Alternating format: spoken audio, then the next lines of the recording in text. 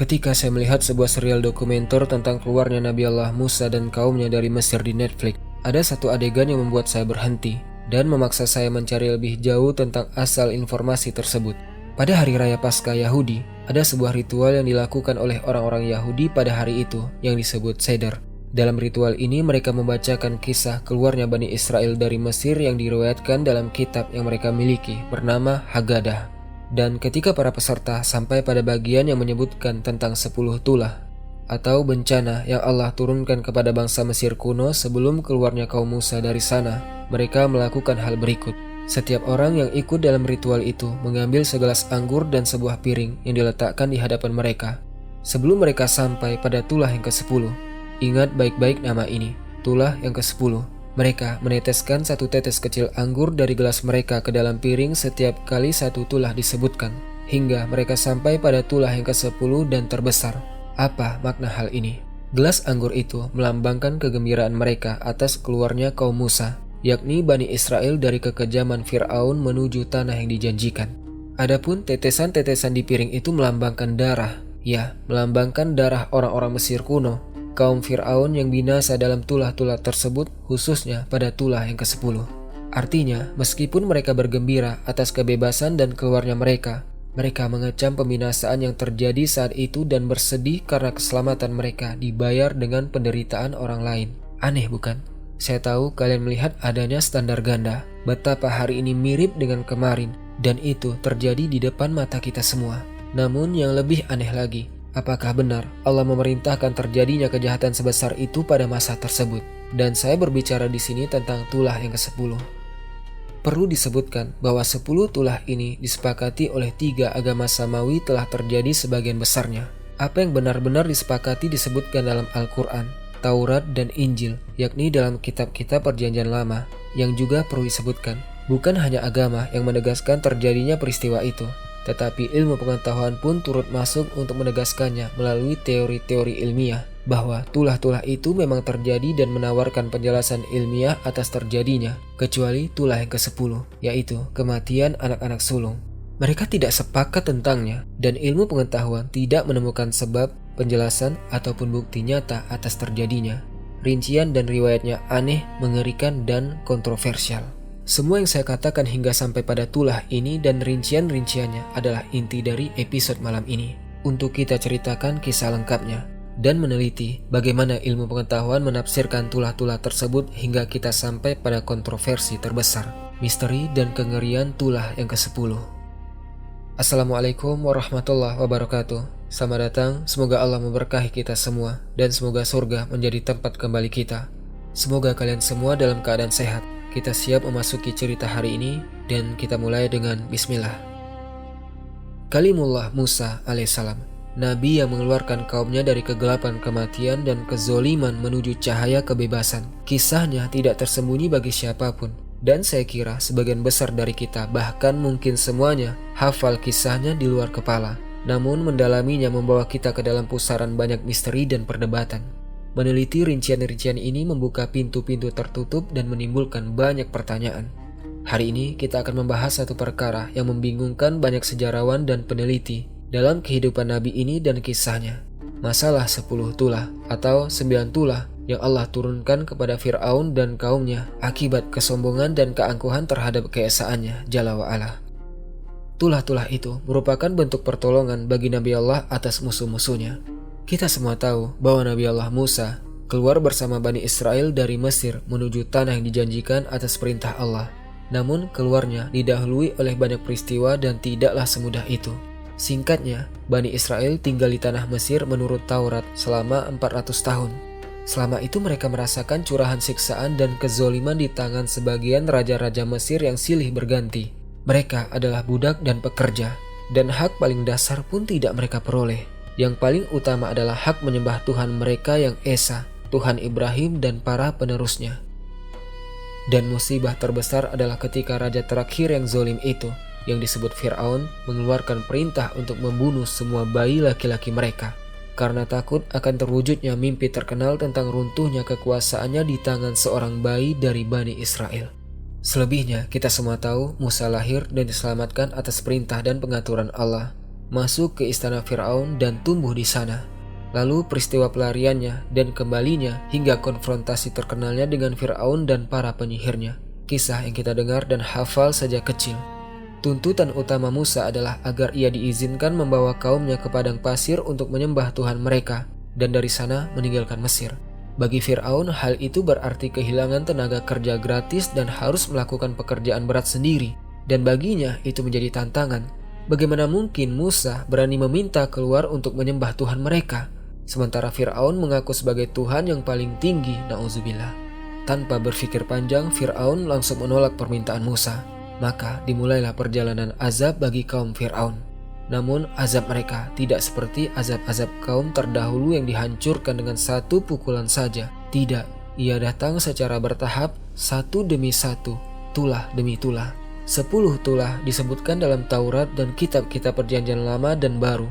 Namun yang disebutkan dalam Al-Quran dan diriwayatkan oleh para mufasir dan ulama besar hampir 9 saja. Sehingga tulah yang ke-10 tetap menjadi pusat perdebatan terbesar kita dalam episode ini. Mengapa?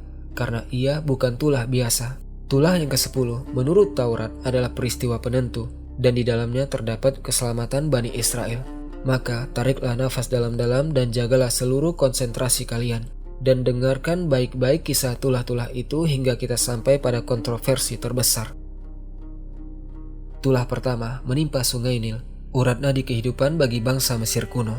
Sungai yang menjadi sumber kehidupan bagi manusia dan bangunan itu, dalam semalam berubah menjadi kutukan bagi mereka. Airnya berubah menjadi darah, bau busuk dan amis menyebar darinya, dan tidak seorang pun dari kaum Firaun mampu untuk meminumnya. Adapun air yang sampai ke wilayah tempat tinggal Bani Israel tetap jernih dan bersih menurut riwayat Taurat. Tetapi apakah tulah ini membuat Firaun mengizinkan Musa membawa kaumnya pergi? Tentu tidak. Maka datanglah tulah kedua. Katak-katak turun ke atas kaum Firaun seperti hujan deras dari langit. Mereka keluar dari Nil yang merah, melarikan diri dari air yang telah menjadi darah. Di mana-mana, benar-benar di setiap tempat menurut berbagai sumber sejarah dan agama, katak-katak itu menyebar di rumah-rumah, di wadah makanan mereka, di trotoar jalan, di bawah tempat tidur, di dalam lemari, di mana-mana. Tanah dipenuhi katak, kecuali wilayah Goshen atau Jasan, yang menurut Taurat merupakan tempat tinggal Bani Israel, kaum Musa alaihissalam. Kekacauan besar terjadi akibat katak-katak itu. Namun keras kepala masih menjadi penguasa keadaan. Firaun tetap tidak mengizinkan mereka keluar.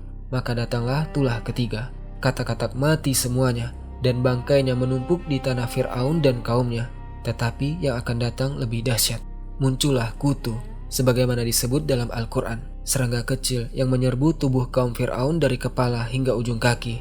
Bau busuk mulai keluar dari mereka. Semua tanpa pengecualian terkena wabah ini, kecuali kaum Musa. Ketakutan pun melanda jika kaum Firaun bertaubat. Suara-suara mulai menuntut agar Musa dan kaumnya diizinkan keluar dari Mesir. Tetapi mustahil orang yang menganggap dirinya sebagai Tuhan tertinggi akan tunduk. Persis seperti sosok busuk yang hidup di zaman kita hari ini, yang membunuh dan berbuat kerusakan di negeri-negeri kita, dan tidak tunduk kepada siapapun. Bahkan banyak orang justru tunduk kepadanya. Yang jelas, Firaun tetap tidak tunduk dan tidak mengizinkan mereka keluar. Maka datanglah respon ilahi yang lebih kuat, tulah keempat. Kawanan lalat dan serangga menyerbu tanah kaum Firaun. Kita tahu yang biasa memakan lalat-lalat ini adalah katak. Tetapi semua katak-katak itu sudah mati dan menumpuk di sudut-sudut tanah Firaun. Apakah kalian memperhatikan, teman-teman, rangkaian pukulan yang beruntun dan keterkaitannya satu sama lain? Karena apa yang akan kalian ketahui nanti dari penjelasan ilmiah akan menunjukkan dengan jelas manifestasi kekuasaan ilahi meskipun para peragu menentangnya. Kita lanjutkan. Serangga-serangga itu membawa kotoran dan penyakit. Namun keras kepala manusia seperti Firaun tidak mengenal batas. Bahkan lebih tepatnya kebohongan dan tipu dayanya. Firaun meminta Musa berdoa kepada Tuhannya agar mengangkat tulah itu dengan janji akan mengizinkan mereka keluar. Namun Musa dengan petunjuk Allah Ta'ala mengetahui kebohongan Firaun. Tetapi untuk menampakkan kekuasaan Sang Pencipta dan merendahkan Firaun, tulah serangga itu diangkat. Lalu datang tulah kelima. Kaum Firaun bangun dengan gembira karena serangga dan lalat telah hilang. Mereka pergi ke padang rumput dan kandang-kandang mereka. Maka terjadilah kejutan besar. Ternak-ternak kaum Firaun mati seluruhnya. Kuda-kuda mereka, domba, kambing, dan sapi-sapi mereka semuanya tergeletak mati atau sekarat. Bagaimana dengan ternak kaum Musa? Baik-baik saja, sepenuhnya selamat. Ini tulah baru. Apa yang harus dilakukan? Tidak ada ternak, tidak ada makanan. Kelaparan mulai membayangi. Solusinya, meminta Musa lagi agar berdoa kepada Tuhannya untuk mengangkat tulah itu. Lagi-lagi dengan kebohongan dan tipu daya. Namun, hukuman ke-6 sudah menunggu gilirannya. Kali ini, wajah-wajah kaum Fir'aun menjadi sasaran. Bisul merah yang menyakitkan muncul tiba-tiba pada wajah Fir'aun dan kaumnya saja. Seseorang tidur dalam keadaan sehat, lalu bangun dengan wajah penuh bisul yang mengerikan. Namun itu pun tidak cukup bagi Fir'aun. Ia tetap keras kepala, tetap sombong, menolak keluarnya Musa dan kaumnya. Kini masalahnya sudah menjadi persoalan harga diri dan kekuasaan. Mengizinkan Musa keluar berarti mematahkan ucapannya dan merendahkan wibawanya di hadapan kaumnya. Maka ia pantas menerima tulah ke-7. Tiba-tiba, tanpa peringatan, pintu-pintu langit terbuka. Hujan es turun ke atas tanah kaum Fir'aun. Beberapa sumber Taurat menyebutnya sebagai hujan es berapi. Ya, batu-batu berapi dari langit yang membunuh siapa saja yang terkena dan menghancurkan sisa ternak yang ada. Belum lagi kerusakan pertanian di tanah Fir'aun dan kaumnya. Ketakutan dan kepanikan melanda. Keluar rumah menjadi mustahil. Tulah-tulah turun tanpa henti di atas kepala mereka. Sementara Fir'aun tetap dalam kesombongannya. Hujan es itu berhenti tiba-tiba. Fir'aun mengira bahwa dengan persembahan kepada berhala-berhalanya dan kekuatan para penyihirnya, ia telah menang atas Musa dan Tuhannya. Maka datanglah tulah ke-8. Kawanan belalang muncul entah dari mana. Mereka menutupi langit kaum Fir'aun. Kawanan itu hingga pada pohon besar dan meninggalkannya telanjang seperti terbakar. Sisa-sisa pertanian yang selamat dari tulah sebelumnya pun habis. Setelah menghancurkan yang hijau dan yang kering, belalang-belalang itu menghilang, meninggalkan bencana besar. Kini, kelaparan tak terelakkan. Keadaan sudah tak tertahankan. Keras kepala dan kesombongan Fir'aun akan membinasakan kaumnya. Namun, kegelapan hatinya dan kebutaan akalnya menyeret dirinya dan kaumnya lebih jauh. Maka datanglah tulah ke-9, kegelapan pekat. Hari-hari dipenuhi gelap gulita yang menyelimuti langit kaum Fir'aun saja. Matahari tertutup. Mereka tidak dapat membedakan malam dan siang. Mereka mengetahui siang hanya dari cahaya yang terlihat dari wilayah kaum Musa. Bayangkan teman-teman, penderitaan tanpa cahaya matahari. Namun, semua tulah ini dan apa yang menimpa Fir'aun serta kaumnya belum mempersiapkan mereka untuk tulah yang ke-10. Tulah yang mengerikan. Tulah yang menjadi pusat dan titik balik serta paling kontroversial yang akan kita capai dalam alur pembahasan ini. 9 tulah sebelumnya memiliki perbedaan dalam riwayat Al-Quran sebagaimana kisah-kisah nabi lain dalam 3 agama. Hujan es, bisul, kegelapan pekat, dan kematian ternak tidak disebutkan. Sedangkan kekeringan, banjir, kutu, darah, katak, belalang, serta kekurangan harta dan buah-buahan disebutkan dengan kemiripan yang jelas dengan peristiwa dalam Taurat. Perlu disebutkan bahwa para ahli tafsir muslim berbeda pendapat dalam menafsirkan banjir. Sebagian mengatakan bahwa itu adalah luapan sungai Nil yang menyerang rumah-rumah kaum Fir'aun. Sementara yang lain berpendapat bahwa yang dimaksud adalah kematian. Kematian yang menaungi dada bangsa Mesir kuno. Namun, sebelum kita sampai pada tulah yang ke-10, bagian ini sangat penting. Mengapa? Karena secara alami muncul suara-suara sumbang di tengah kita yang hari ini semakin banyak menyuruhkan untuk mendustakan semua yang disebutkan dalam Taurat, Injil, dan kitab-kitab perjanjian lama dan baru, bahkan juga Al-Quran. Mereka yang ateis ini mengklaim bahwa kisah tulah atas kaum Fir'aun hanyalah mitos dari mitos-mitos agama, sebagaimana kisah para nabi dan lainnya. Dari sudut pandang mereka, tidak ada Tuhan yang esa. Maka bagaimana mungkin dia menurunkan hukuman sebesar itu? Jadi, menurut mereka, semua itu hanyalah hasil imajinasi para penulis di masa itu. Namun, jawaban yang mengejutkan datang dari kalangan ilmuwan dan para ahli. Dalam penjelasan yang tegas bahwa tulah-tulah itu benar-benar terjadi. Bagaimana? Dengarkan baik-baik. Sebagaimana kisah-kisah Taurat dan yang disebutkan dalam Al-Quran dari masa-masa lampau, pertanyaan yang selalu diajukan para ilmuwan adalah, apakah mungkin mengaitkan kisah-kisah ini dengan penemuan ilmiah, penjelasan rasional, dan peristiwa-peristiwa alam? Masalah 10 tulah tidak jauh dari kerangka ini.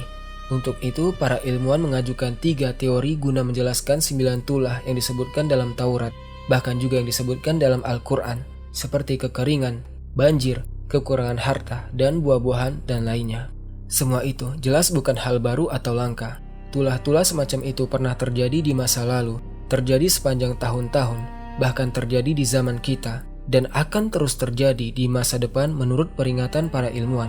Adapun penafsiran dari sudut pandang Taurat, peristiwa-peristiwa tersebut dihubungkan satu sama lain secara berurutan, sebagai indikasi jelas adanya mukjizat ilahi dalam perkara ini. Tidak ada ruang bagi kebetulan sebagaimana klaim para ateis itu. Seluruh alam ini diatur, dan pengaturnya satu. Maka kita mulai dengan teori pertama, ledakan gunung berapi.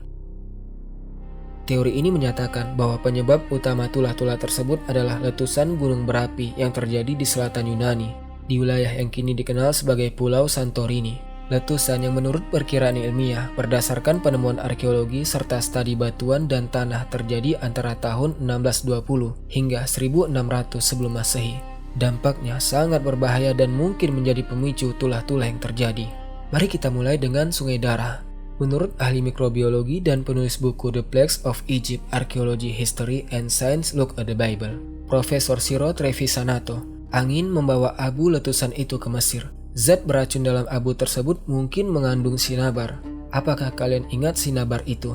Zat merah beracun yang dulu diyakini sebagai merkuri merah, juga dikenal sebagai arsenik merah atau merkuri sulfida. Menurut teori ini, abu yang mengandung sinabar merah itu jatuh ke Sungai Nil, mengubah warna airnya menjadi seperti darah, serta mengubah bau dan rasanya. Akibat perubahan komposisi kimia sungai tersebut, katak-katak melarikan diri dari sungai dan menyerbu tanah kaum Fir'aun untuk mencari air bersih. Ketika tidak menemukan air yang diinginkan, mereka mati dan bangkai mereka menumpuk, menyebabkan munculnya larva yang segera berubah menjadi kutu. Kematian katak juga menyebabkan munculnya kawanan serangga yang selamat dari pemangsa utamanya, yaitu katak. Serangga dan kutu ini membawa jenis penyakit tertentu. Para ilmuwan menyebutkan dua di antaranya, penyakit kuda Afrika dan penyakit lidah biru. Dua wabah yang sepanjang sejarah telah menyebabkan kematian besar pada ternak dan kuda. Bangkai ternak yang tersebar di tanah kaum Fir'aun menyebabkan munculnya wabah bisul. Wabah ini kemudian ditafsirkan oleh ilmuwan sebagai penyakit cacar. Bukti yang disebutkan oleh situs Life Science dalam adanya bekas luka penyakit tersebut pada mumi-mumi dari masa itu, termasuk mumi Fir'aun Ramses kelima. Sungguh aneh, dari bisul menuju hujan es. Hujan es dikaitkan juga dengan letusan gunung berapi. Menurut ilmuwan Nadine von Blum dari Institut Fisika Atmosfer di Jerman, abu vulkanik bertabrakan dengan badai petir di atas Mesir, menyebabkan turunnya hujan es yang dalam beberapa sumber disebut sebagai hujan es berapi. Hujan es dan kelembapan asam mungkin menciptakan kondisi luar biasa bagi serangan belalang. Adapun kegelapan pekat, letusan beruntun dan abu tebal yang berterbangan bersama angin mungkin menjadi penyebab kegelapan tersebut karena menutupi cahaya matahari.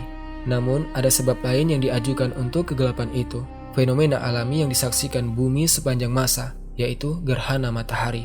Menurut situs Life Science, kemungkinan terjadi gerhana matahari pada waktu itu yang menyebabkan siang hari menjadi gelap. Dan dengarkan ini, situs yang sama merujuk pada sebuah studi yang dilakukan oleh Lori Meskis, peneliti Ukraina di bidang arkeoastronomi.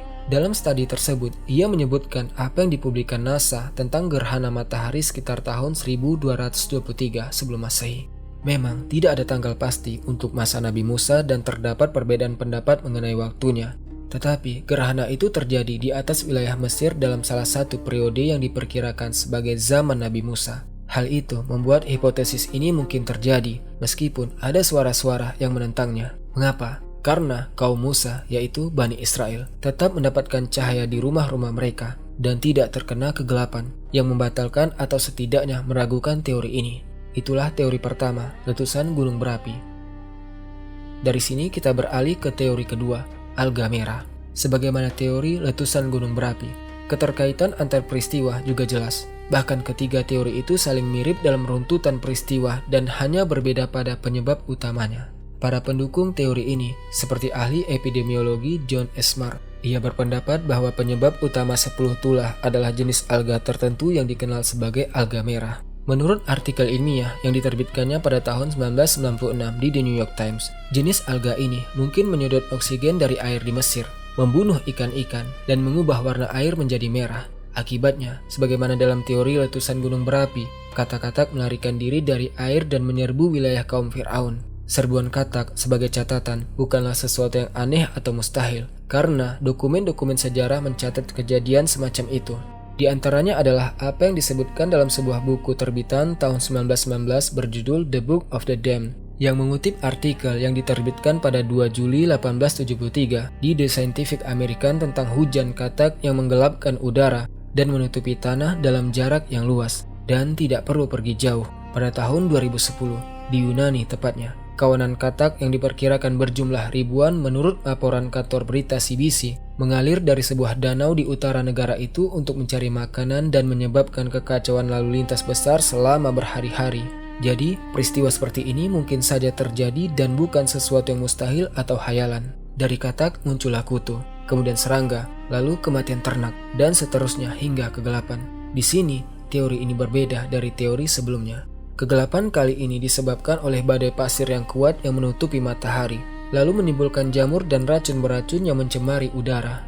Itu menjadi salah satu penyebab yang diusulkan bagi tulah ke-10 yang akan segera kita bahas. Namun, sebelum itu, masih ada hipotesis ketiga, yang dalam beberapa hal berkaitan dengan teori kedua, teori alga merah.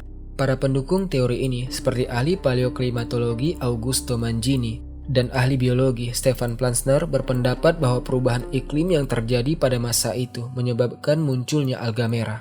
Augusto Mangini dalam sebuah studi yang diterbitkan tahun 2010 menyebutkan bahwa periode kekeringan mendadak melanda Mesir pada masa Ramses II. Kekeringan ini menyebabkan sungai Nil mengering dan permukaan airnya menurun. Alirannya melambat, air menjadi hangat dan berlumpur, menciptakan kondisi ideal bagi pertumbuhan alga merah beracun. Sisanya menjadi jelas, dengan urutan peristiwa yang sama seperti dua teori sebelumnya.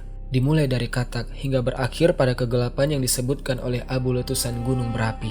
Maka semuanya membentuk lingkaran yang kembali ke titik awalnya.